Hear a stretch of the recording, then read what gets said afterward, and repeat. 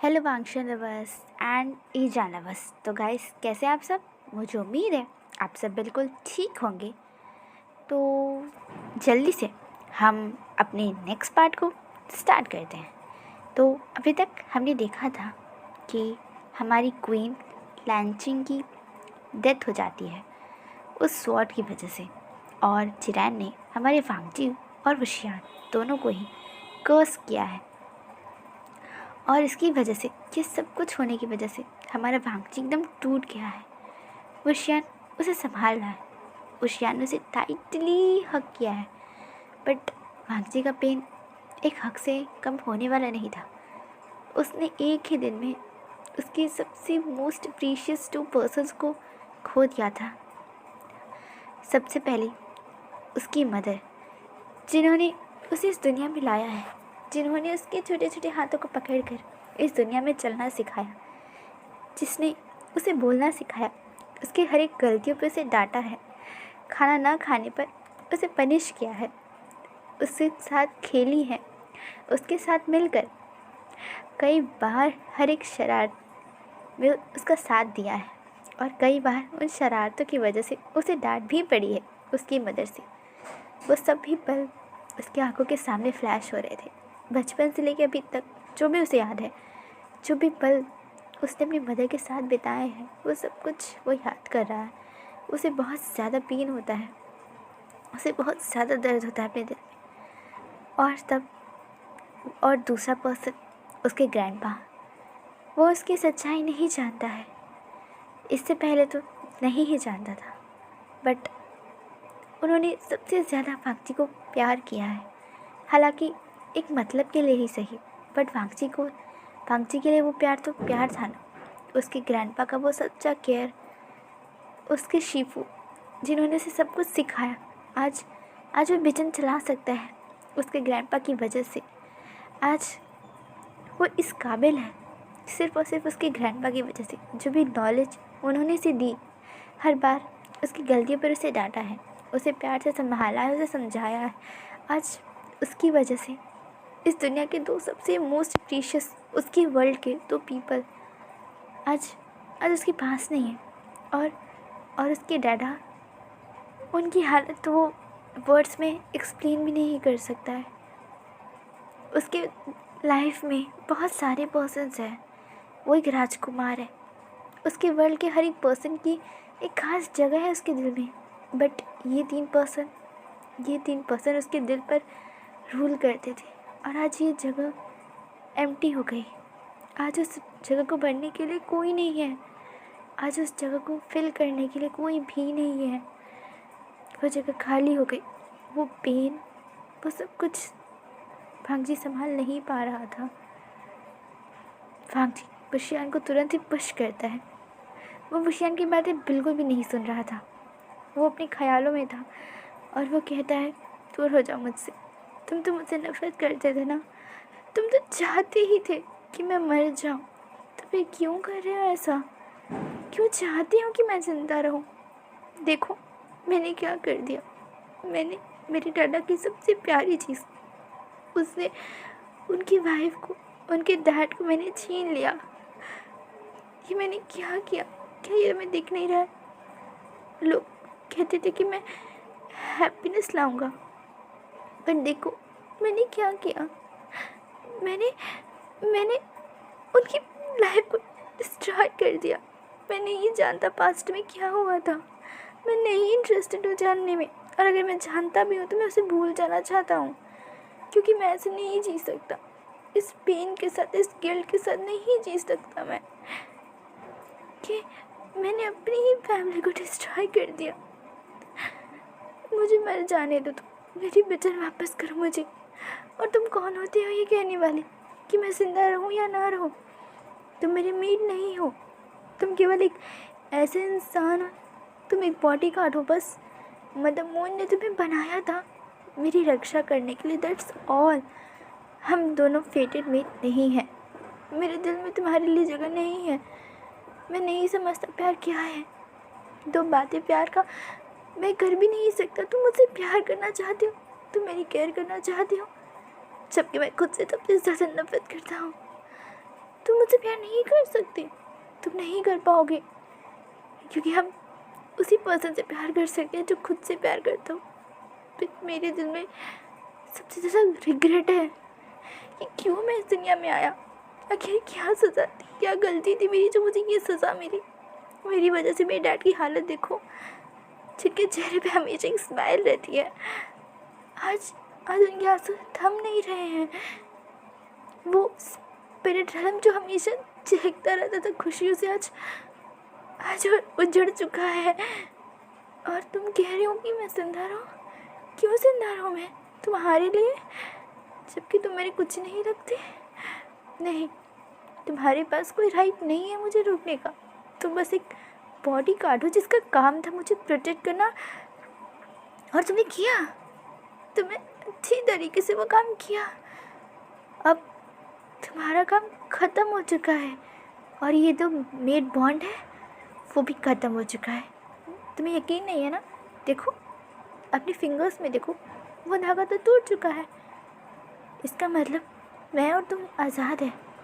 अब तुम अपनी इच्छा के तरीके से किसी से भी शादी कर सकते हो। तुम चाहो तो किसी को भी अपना कर सकते हो, अपना बना सकते हो। तुम्हें इस बेकार ओमेगा की कोई ज़रूरत नहीं है। तुम्हें स्पिरिट स्टोन चाहिए ना? सुनो, स्पिरिट रैलम का सिंहासन है ना, उसके नीचे ही है वो। तुम उसे डिग करोगे तो तुम्हें मिल जाएगा, और तुम उसे रूल करना, पूरी यूनिवर्स को जीत लेना। यही तो तुम चाहते थे ना, क्योंकि तुम्हें तो पता था ना कि मेरे पास कौन सी पावर्स है, मेरी डार्क पावर्स, इसीलिए तुम मुझे निकाल रहे थे ना। मैं समझता हूँ मेरे ग्रैंडपा बुरे नहीं हैं, तुम बुरे हो, तुम बहुत बुरे हो। तुम्हारी वजह से सब कुछ हुआ है, और मैं तुम्हें कभी माफ़ नहीं करूँगा। सब कुछ तुम्हारी वजह से हुआ है। I hate you, I hate you and I hate you. इतना कहते ही फांगची बेहोश हो जाता है। वुशियान जल्दी से उसे अपने आर्म्स में होल्ड करता है। ये पेन फांगची के लिए बहुत ज़्यादा था। उसका दिमाग ही हैंडल नहीं कर सकता था कि उसकी दुनिया ख़त्म हो गई है, उजड़ चुकी है। जो कुछ हफ्तों पहले, कुछ महीनों पहले बहुत ब्यूटीफुल था, जो ख़त्म हो चुकी है। ये बात उसका दिल, दिमाग, उसके शरीर कुछ भी समझ नहीं पा रहा था। वुशियान बस फांगची को अपने आर्म्स में लिए हुए था। वो बस उसे देख रहा था, और वो सच में उसकी पेन को फील कर सकता था। फांगची का पेन अनबेरेबल था। एक पल में उसकी पूरी दुनिया ख़त्म हो गई। फांगची को पता भी नहीं था कि उसके ग्रैंडपा ही उसे मारना चाहते थे। वो अब भी रीज़न नहीं जानता पूरा। वो पहले वहाँ गया जहाँ उसका मेट था, बट उसने उसे प्यार नहीं किया, उसकी केयर नहीं की।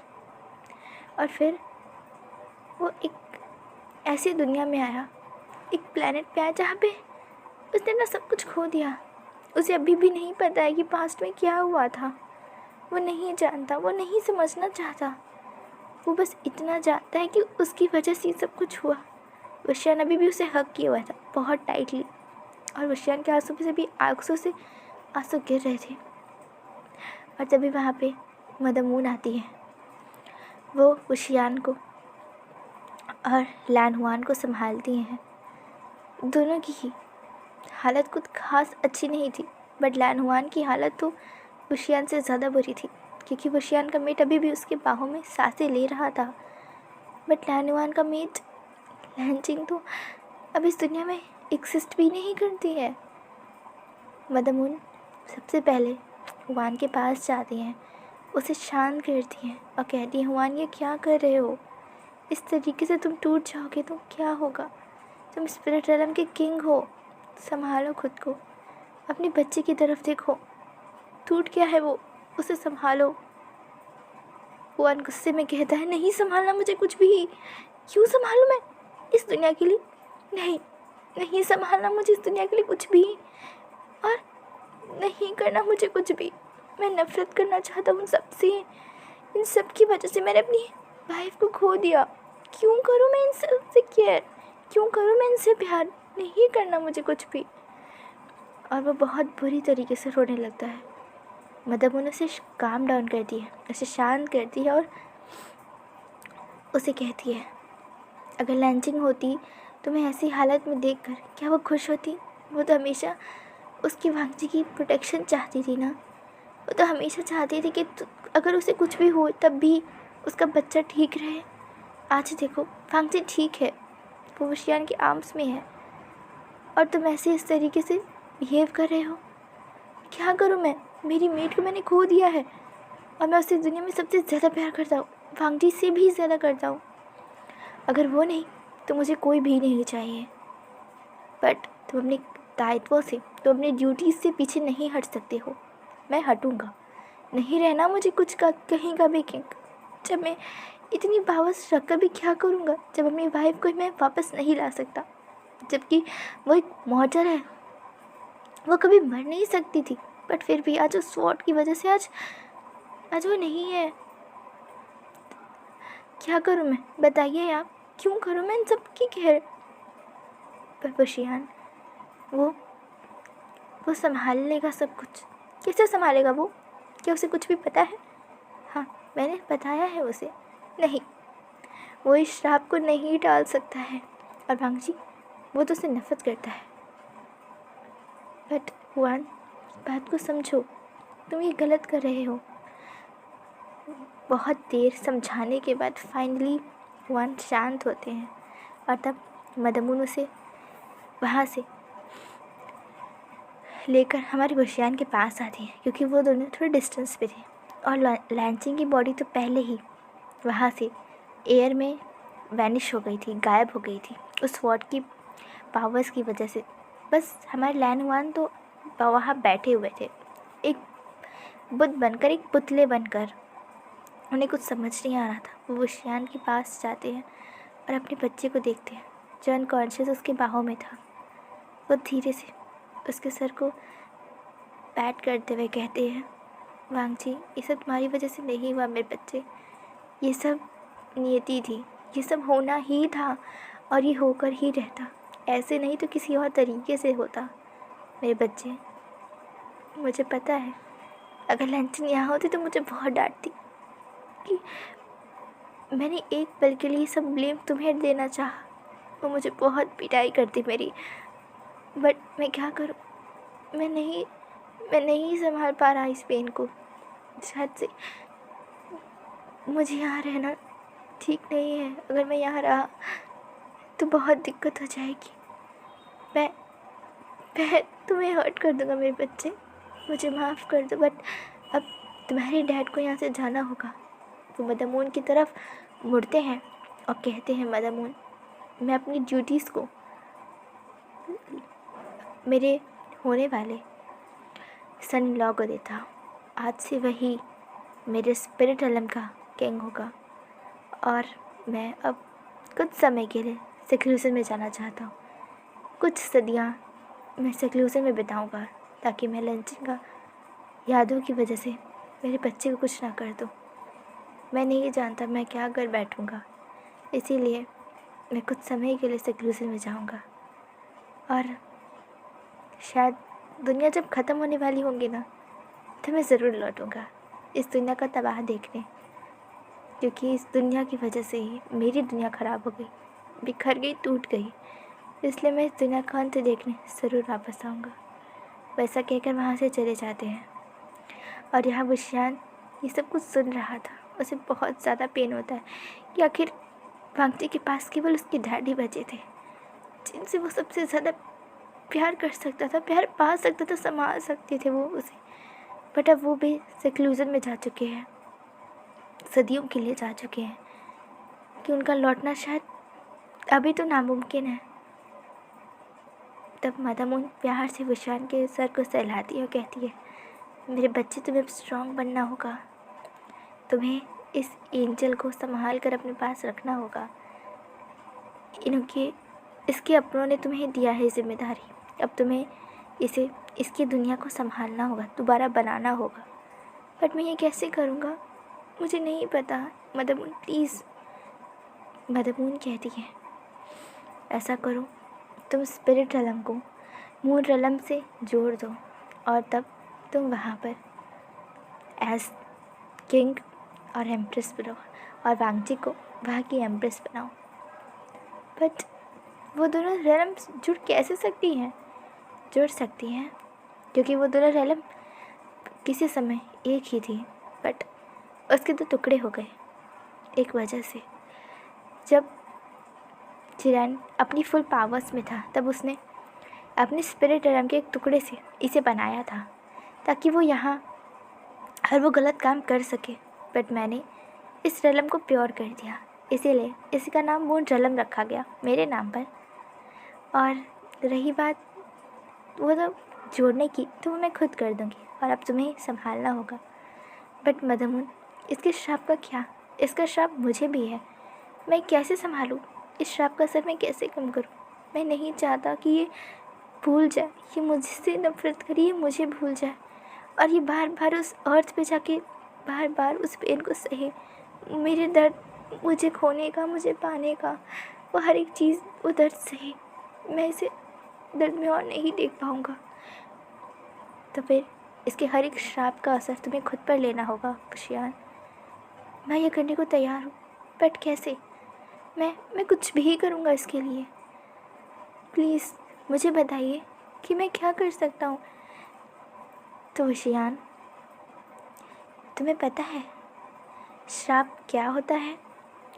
नहीं, मुझे भी ये सब नहीं जानना, मुझे बस उसका इलाज चाहिए। खुशियान, मैं इलाज ही बता रही हूँ। श्राप एक बहुत नेगेटिव पावर है, या कह लो एक सबसे स्ट्रॉन्ग पावर, जो कि इंसान की नेगेटिव फीलिंग से पैदा होती है और उसे कट किया जा सकता है इंसान को अगर हम कोई वरदान दे उससे। बट ऐसी सिचुएशन में वो देना संभव नहीं होता, इसीलिए हम उपाय करते हैं, उसके तरीके को कुछ अलग अलग तरीके आजमाते हैं जिससे कि ये जल्दी से जल्दी इस श्राप का असर कम हो जाए, उसका जो पावर है वो थोड़ा डिक्रीज़ कर जाए, ताकि दोनों ही पर्सन जिसे वो मिला है उसे कम हो। बट मुझे नहीं लगता कि वांगची के पास अभी इतनी ताकत है या है कि वो संभाल सके, क्योंकि जिस तरीके से उसकी मेंटल कंडीशन है, अगर उसे वापस से कुछ भी याद आता है तो फिर मुझे डर है कि कहीं वो सब कुछ तबाह न कर दे। वांगची की पावर्स अनलिमिटेड है, वो इस पूरी यूनिवर्स को डिस्ट्रॉय कर सकता है, 2 पीसेस में कट कर सकता है, सब कुछ बिखर सकता है। और मैं ये नहीं चाहती, और ना ही मैं वांगची को ऐसे दर्द में देख पाऊँगी। वो मेरा बच्चा ही है जिसे मैंने खुद अपने हाथों से बनाया है, मैं इसे कैसे दर्द में देखूं? इसीलिए एक तरीका है, बट उसके लिए वो सब कुछ पेन, वो सब दर्द तुम्हें ही सहना होगा। वांगची कुछ भी नहीं जानेगा, वो तब तक नहीं जानेगा जब तक उसका आखिरी जन्म नहीं हो जाता। वो लाइफ जो कलयुग में उसे मिलेगी। हाँ, अर्थ अभी बना नहीं है, जब बन जाएगा तब उसमें 4 युग होगा और हर एक टाइम में तुम दोनों को एक साथ। Hello वांगची lovers and Ija lovers, तो आज के लिए बस इतना ही। अब हम लोग कल देखते हैं कि आखिर पूरी बात क्या है। तो take care and always love Wangchi and Eija. Bye bye guys.